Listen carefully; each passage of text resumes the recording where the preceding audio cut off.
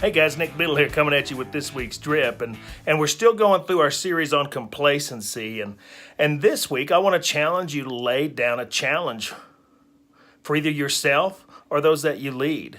Charles Schwab, not the banker, but the guy who was he was Andrew Carnegie's right hand man back in the late 1800s, early 1900s in the steel mills. He was great at motivating people. That was really his gift. He didn't know much about the steel industry, but he was great with people. They say he was the first man to ever receive $1 million salary, and this is back when $1 million was a lot of money. And it's still a lot of money at the Biddle Ranch, but back then it was a whole lot of money.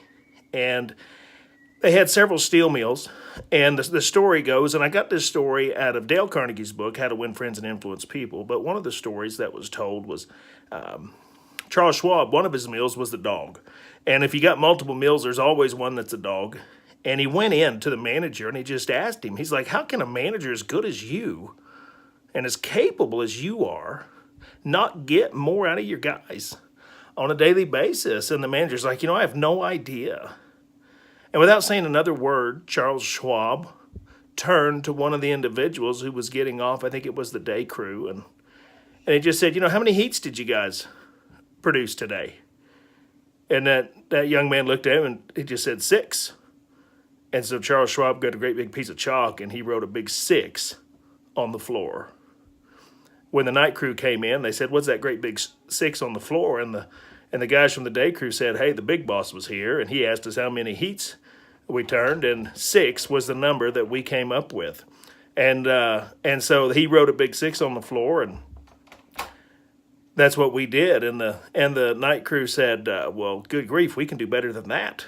And so they got busy, and they turned out, I think it was 7. And they crossed it out and put a big 7 on the floor.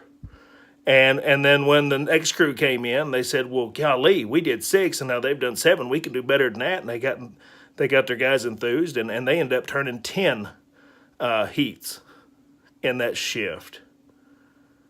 And the amount of production that was increased literally overnight was phenomenal. And that became one of the highest producing steel mills in the fleet. No one was fired. No one was ridiculed. Nobody was beat. We just laid down a challenge. Could you lay down a challenge for your guys?